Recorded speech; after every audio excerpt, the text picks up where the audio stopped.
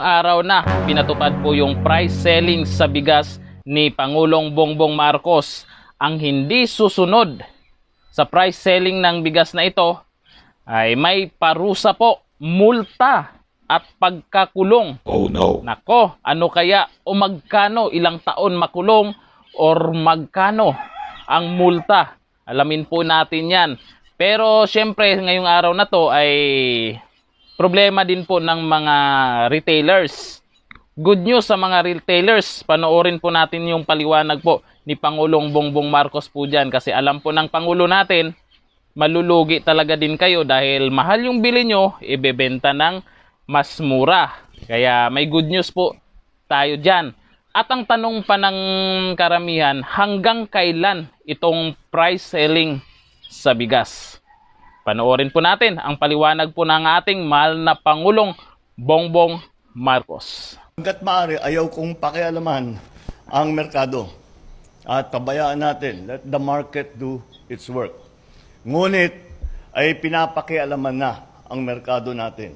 Kaya't kailangan pumasok ang pamahalaan at ito nga ang aming ginawa ay tayo ay naglagay ng price ceiling para sa presyo ng bigas. Kaya patuloy po ang ating magiging kampanya sa paghuhuli ng mga smuggler, sa paghuhuli sa mga hoarder. Tuloy-tuloy yan.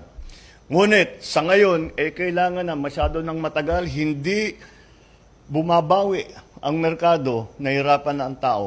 Kaya napilitan ang gobyerno na pumasok at magsabi na maglagay tayo ng price control para naman naghihirap na ang tao, dapat naman huwag na natin dagdagan ng kanilang kahirapan. Pangalawa po, kailangan ko may paliwanag, ito po ay pangsamantala lamang. Hindi ito tatagal. Pagdating, tayo'y umaani na ng palay. Umaani na tayo ng palay dito sa Pilipinas, tapos na ang season. At kaya't pagdating ng panahon, papasok pa, meron tayong mga in-import na bigas. Sabay-sabay na papasok yan.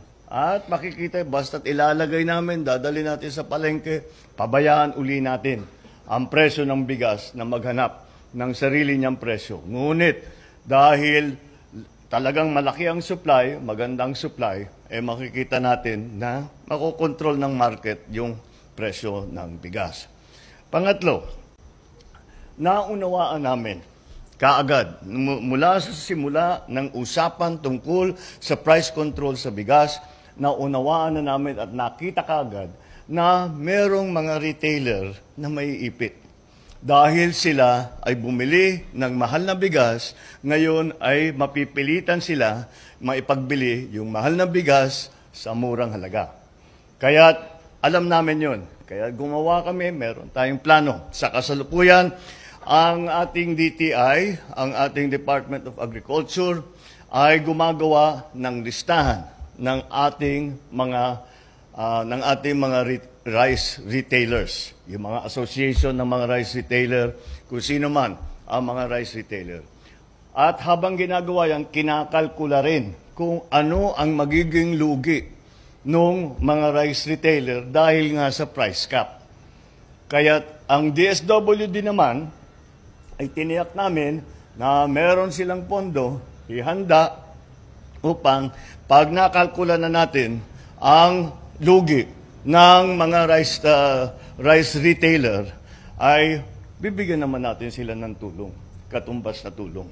Kaya huwag sana kayo mag-alala, alam po namin na ito'y mga bago na sistema na ating ginagawa, ngunit kagaya ng aking nasabi, ay napipilitan tayo dahil sa mga puwersa na kuminsan ayaw tumulong sa ating mga kababayan. Ngunit gagawin natin ito upang makatiyak naman ang taong bayan na hindi napakalaki ang kanilang ginagastos para naman sa kanilang pagkain, para sa bigas.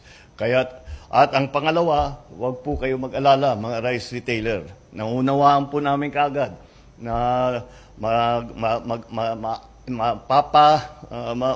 maaabala kayo dahil iisipin nga ninyo na may malulugip. Nandyan ang gobyerno ninyo upang magbigay ng tulong para sa inyo lahat, para naman bawi ang lugi ninyo na nangyari dahil sa price cap. Kaya't sana naman ito ay magiging, kagaya ng sabi ko, this is a temporary measure. The rice supply will be coming in the second week of September. Nandyan na yung ani ng Pilipinas, nandyan na yung importation natin. Wala na naman talagang magiging dahilan kung bakit tataas ang presyo ng bigas at maibabalik natin sa dati nating kinasanayan na presyo. Maraming salamat. Magandang hapon po sa inyo lahat. O di ba? Kaya natin 'yan, makipagtulungan lang po sa gobyerno, wag puro reklamo. Kung may nakita po kayong hindi sumunod, i-report at ito po ang parusa sa mga hindi susunod. Nagpaalala ang Presidential Communications Office na epektibo na ang price ceiling ng bigas sa September 5. Narito naman ang minimum penalty dahil sa paglabag sa Section 15 at 16 ng Republic Act No. 7581 o Price Act. Kasama na ang niligdaang Executive Order No. 39 ni Pangulong Ferdinand R. Marcos Jr. Sa ilalim ng illegal price manipulation, makukulong sa loob ng hindi bababa sa 5 taon o hindi rin hihigit sa 15 taon. Pangalawa, magpabayad ng multang hindi bababa sa 5,000 piso o hindi hihigit sa 2 milyong piso. Sa ilalim naman ng paglabag sa price ceiling, makukulong sa loob ng hindi bababa sa 1 taon at hindi rin hihigit sa 10 taon. Ang mga lalabag dito, magbabayad ng multang hindi bababa sa 5,000 piso o hindi hihigit sa 1 milyong piso batay sa pasya ng korte. Sa ngayon ay may nagtitinda pa rin ng 50 pesos sa kada kilo ng bigas sa mga palengke. Yan. Alam po natin, may mga nagrereklamo pa rin dyan. Pag walang gagawin po yung Pangulo natin, habang tumataas po yung presyo ng bigas, nagrereklamo.